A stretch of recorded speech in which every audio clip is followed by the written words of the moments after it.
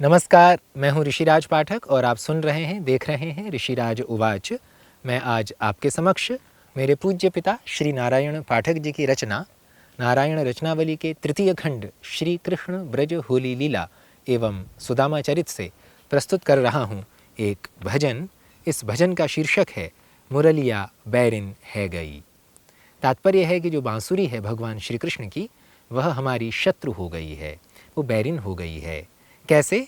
इसका अभिप्राय कुछ इस प्रकार है। मुरलिया बैरिन है गई, मुरलिया बैरिन है गई, सोवे न सोवन दे। मुरलिया बैरिन है गई, सोवे न सोवन दे। ये जो भगवान श्री कृष्ण की बांसुरी है, यह हमारी शत्रु हो गई है, हमारी बैरिन हो गई है। न तो स्वयं सोती है और न हमें सोने देती है। तो जो मुरली है भगवान श्री कृष्ण कभी भी बजा देते थे। उनके द्वारा मुरली आधी रात को, प्रातःकाल, कभी भी किसी भी समय बजाई जाती रही। इस कारण इन गोपिकाओं की कभी नींद पूरी नहीं होती थी। इसीलिए वो कहती हैं कि ये जो मुरली है ये हमारी शत्रु हो गई है और ये न तो स्वयं सोती है और ना ही हमें सोने देती है। जाने ऐसा कहा तप किया, अधरन जो हर पल धर लियो। जाने ऐसा कहा तप किया, अधरन जो हर पल धर लियो। कृष्ण पे जादू किया, कृष्ण पे जादू किया, मोहे न मोहन दे। मुरलिया बैरिन है गई, सोवे न सोवन दे।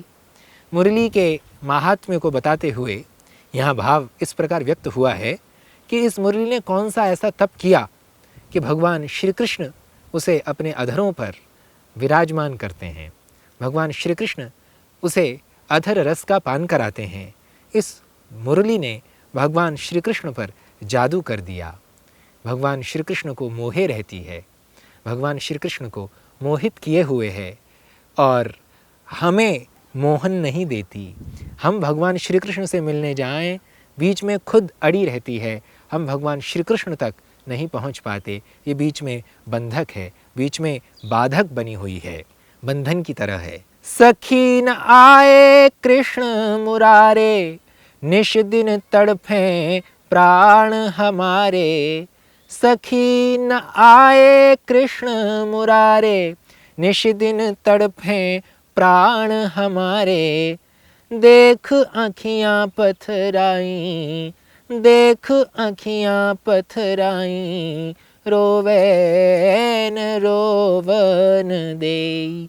मुरलिया बैरिन है गई, सोवे न सोवन दे।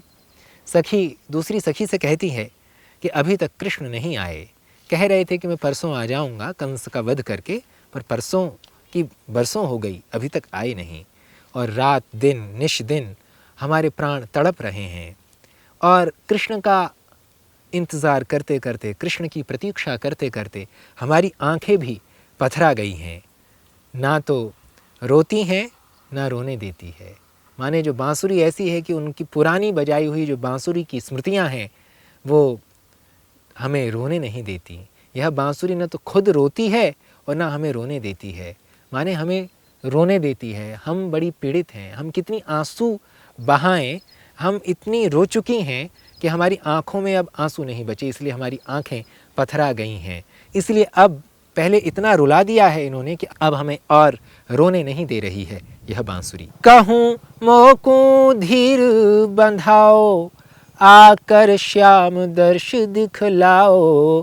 कहूँ मोकू धीर बंधाओ, आकर श्याम दर्श दिखलाओ।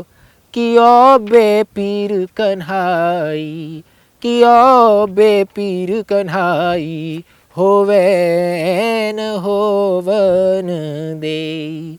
मुरलिया बैरिन है गई, सोवे न सोवन दे। भगवान श्री कृष्ण के संबंध में कहा जाता है, ये जो गोपिकाएं हैं निवेदन कर रही हैं कि हे कृष्ण, हमें धीर बंधाओ, अपने दर्श दिखाओ। तुम मुरली ने इतने बेपीर कर दिए हो कि अब तुम ठीक न तो हो रहे हो और न हो पा रहे हो। खुद भी तुम ठीक नहीं थे और तुम्हारी बांसुरी जो है उसने तुम्हें इतना बेपीर बना दिया कि अब तुम ठीक नहीं हो रहे हो और नहीं हो पा रहे हो। अथवा दूसरा अर्थ भी हो सकता है कि जो मुरली है यह खुद इतनी बेपीर हो गई है कि यह सही नहीं हो रही, यह हमारे लिए शुभ नहीं हो रही और ना ही भगवान श्री कृष्ण को हमारे लिए उपस्थित कर पा रही है। इस भजन का जो अंतिम चरण है वह प्रस्तुत है। ऐसी भई श्याम की प्यारी, या बिन रहे न कृष्ण मुरारी। ऐसी भई श्याम की प्यारी, या बिन रहे न कृष्ण मुरारी।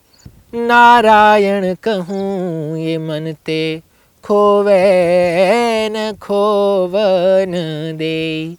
नारायण कहूँ ये मन ते, खोवे न खोवन दे।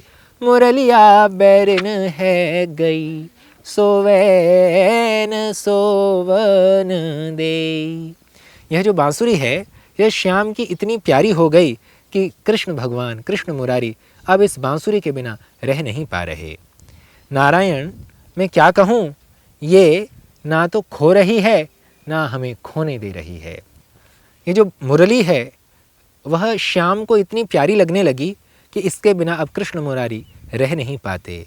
और नारायण मैं क्या कहूँ, अपने मन की क्या कहूँ, यह न तो खुद खोती है और न हमें खोने देती है। माने कि हमें इतना पीड़ित किया हुआ है इस बांसुरी ने कि खुद ऐसा नहीं कि खुद भी खो गई हो भगवान श्री कृष्ण के उसमें, भगवान श्री कृष्ण को अपने में उलझा के रखती है, उनमें लीन नहीं हुई और हमें भी पीड़ित करती है, हमें भी खोने नहीं देती। वस्तुतः यहाँ जो मुरली के संबंध में जो सारे शब्द प्रयुक्त हुए हैं, जैसे सोवे न सोवन देई, मोहे न मोहन देई, रोवे न रोवन देई, होवे न होवन देई और खोवे न खोवन देई, ये सब अलंकार के रूप में प्रयुक्त हुए हैं। यहाँ बांसुरी पे वह आरोप लगाया गया है जो आरोप बांसुरी को चाहने वाले जो भक्त हैं उनके साथ हो रहा है।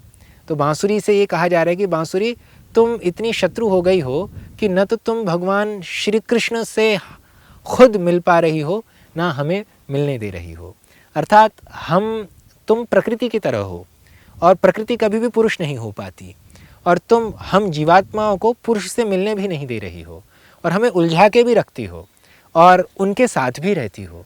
तो मुरली से जो गोपिकाएं हैं उनको ईर्ष्या है, मुरली से गोपिकाओं को बाधा है, मुरली की प्रशंसा भी करती हैं और मुरली से बाधा भी मानती हैं और मुरली को मुक्त भी नहीं मानती, क्योंकि मुरली खुद भी नहीं खो रही और खुद भी मुक्त नहीं हुई है और हमें भी मुक्त नहीं होने दे रही है।